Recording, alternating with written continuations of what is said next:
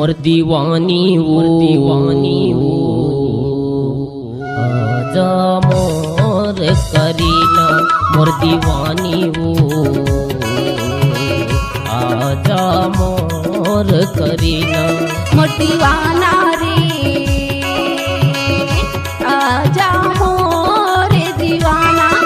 दीवाना रे आजा मोर दीवाना मोर दीवानी वो आजा मोर करीना मोर दीवानी वो आजा मोर करीना रीना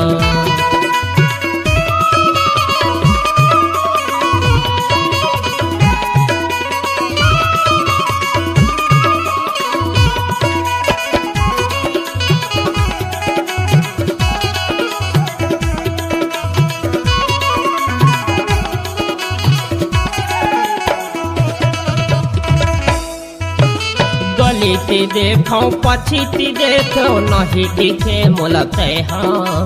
नहीं दिखे मोलते हाँ खरी मछलियाँ यहाँ कहीं आए हवस अभी तय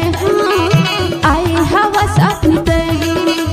गलीती देखो पछीती देखो नहीं दिखे मोलते हाँ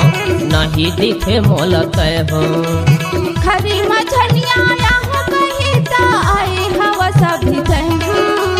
आए हवस अभी तय चलना नारी करी के तय कोनो ये बहाना मोर दीवानी वो आजा मोर दीवानी मोर दीवाना रे आजा मोर दीवाना दीवाना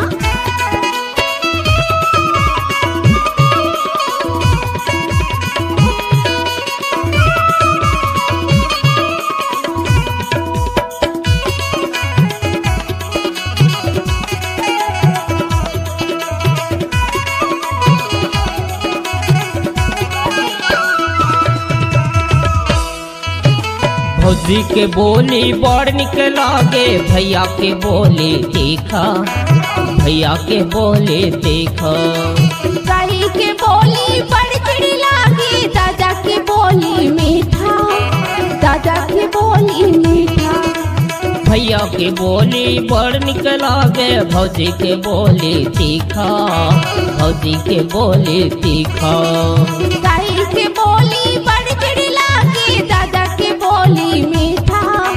दादा की बोली मीठा चलना आना रे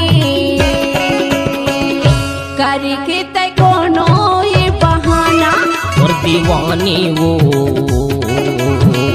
आजा मोर दीवानी मोर दीवाना रे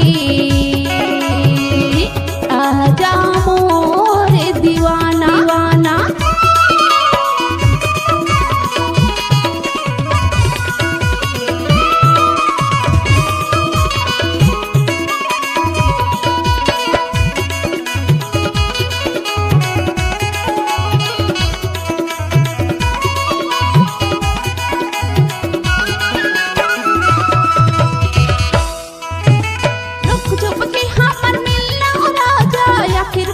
दिल चल ही जा